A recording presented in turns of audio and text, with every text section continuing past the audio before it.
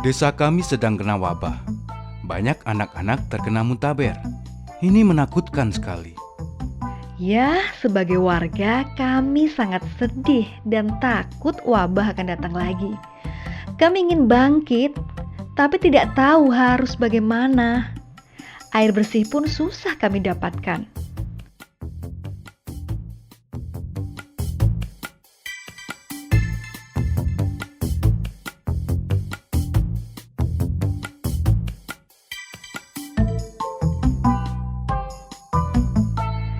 Kami dengar ada program masuk di desa kami.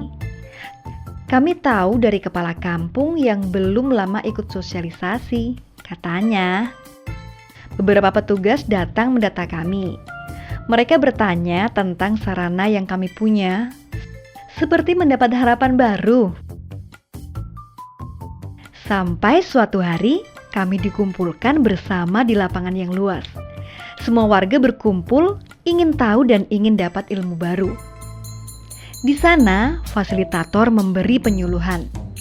Kami jadi tahu bahwa desa kami penuh tinja, sampah di mana-mana. Kami seperti makan tinja sendiri.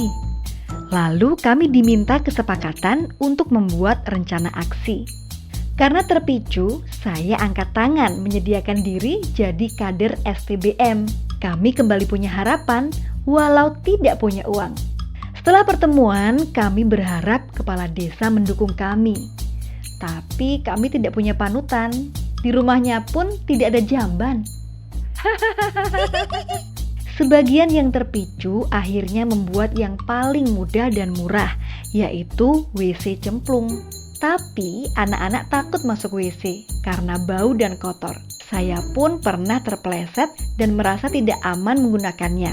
Walau demikian, saya tetap berupaya membantu fasilitator ketika pertemuan. Terkadang dapat tuduhan, dapat honor, padahal sukarela. Saya hanya ingin kita semua sehat.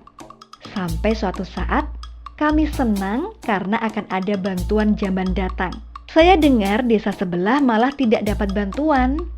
Tiba-tiba ada proyek yang membangunkan jamban di tempat kami. Tetapi kami tidak dilibatkan. Mereka membangun jamban di setiap rumah.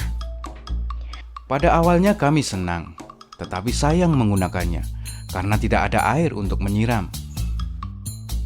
Maka suami saya menjadikannya sebagai gudang.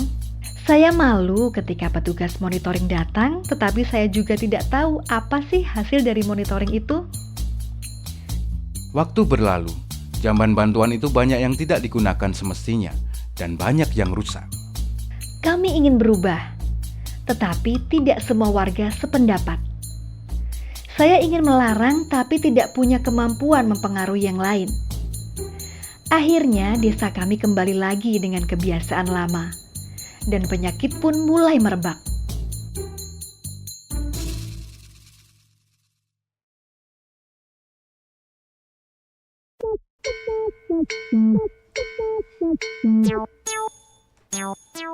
Sama dengan desa sebelah, wabah sering menjadi mimpi buruk. Kapan masalah ini bisa diselesaikan? Ini tantangan buat saya. Penyuluhan sudah sering dilakukan, Pak. Tetapi masyarakat susah berubah.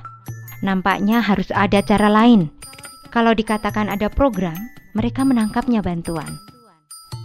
Demikian keluhan Kapus dan Sanitarian yang sama dari hari ke hari.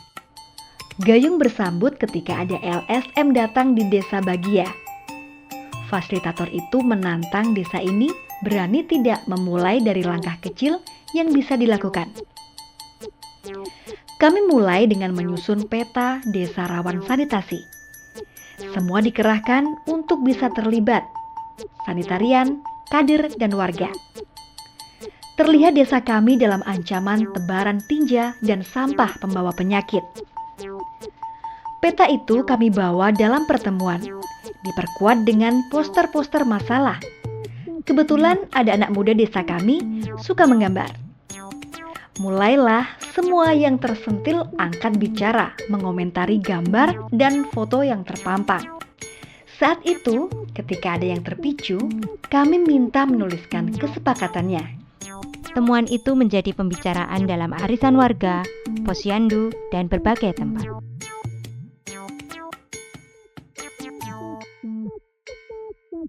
Kadang terjadi konflik perbedaan pendapat, tetapi itulah dinamika warga setempat.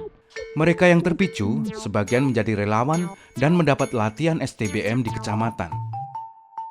Calon tukang sanitasi masuk dalam tim karena mereka bagian dari solusi. Tiba saatnya pemicuan STBM 5 pilar. Semua sepakat menamakan desa kami Desa Jorok. Jorok karena kebiasaan kita sendiri. Semua tertawa menertawakan diri sendiri. Langkah berikutnya, warga diajak menyusuri tempat-tempat jorok. Maka terbongkarlah yang ada di balik semak-semak. Yang paling menjijikkan adalah peragaan air terkontaminasi tinja dan sampah. Warga nampak antusias. Ketika ada yang terpicu untuk ingin punya jamban, tukang sanitasi bergerak menjelaskan pilihan opsi jamban. Semangat kita bisa berubah sudah harus ditumbuhkan. Anak-anak sekolah berbakat jadi agen perubahan. Malu kalau tidak punya jamban. Hidup kita tidak sehat, kata Bu Guru. Tiap kader mempunyai rumah binaan di dusunnya masing-masing dan menjadi panutan warga. Posyandu yang tadinya mati, hidup lagi. Relawan bersemangat, bahkan ada yang menyediakan rumahnya untuk latihan wirausaha sanitasi. Kami berbagi peran. Ada yang merancang aturan, mikir anggaran dan grebek di rumah-rumah. Dana warga-warga digulirkan untuk yang tidak mampu. Teknik promosi juga dilatihkan kepada tim STBM. Tidak hanya promosi jamban, tetapi yang penting promosi perubahan perilaku ke depan. Tokoh adat dan media lokal juga terlibat. Senang melihat semua bahu-membahu. Monitoring dilakukan reguler dan melibatkan keluarga. Dalam temu warga, hasilnya dibahas dan ditempel di papan informasi kampung. Yang berhasil melakukan 5 pilar tentu diberikan penghargaan. Siapa yang berhasil dapat memetik hasilnya. Yang tidak, ya beginilah.